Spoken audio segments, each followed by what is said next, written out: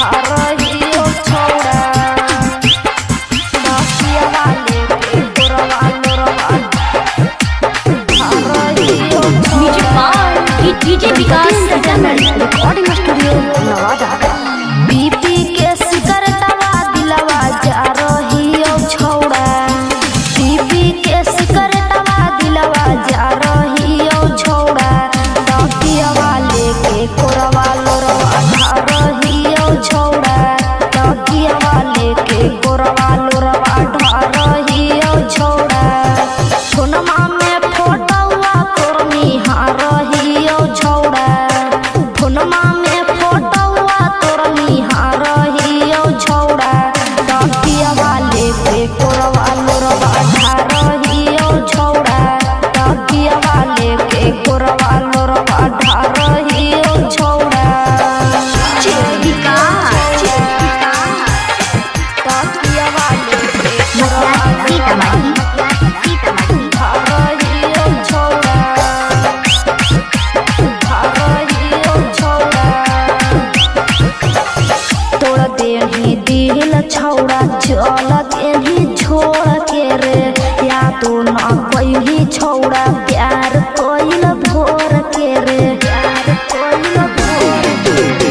तोड़ देही दिल छौड़ा चल देही छोड़ के रे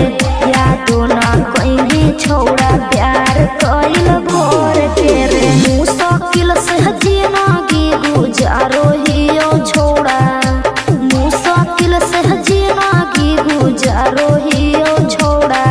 तकिया वाले के कोरवा लोरवा ढारो हियो छौड़ा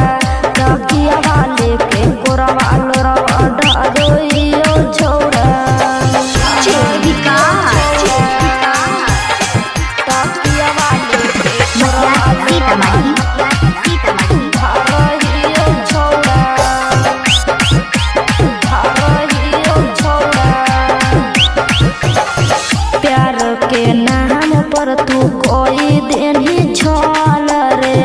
अंजू चौहान के छोड़ के गे नहीं बदल रे प्यार के नाम पर तू कोई लेनी छल रे अंजू चौहान के छोड़ के गे नहीं बदल रे कैसे कैसे अपने के संभालो हियो छौड़ा कैसे कैसे अपने के संभालो हियो छौड़ा तकिया वाले के कोरवा लोरवा ढारो हियो छौड़ा तकिया वाले के कोरवा लोरवा ढारो हियो छौड़ा। Ganpati entertainment recording studio Nawada.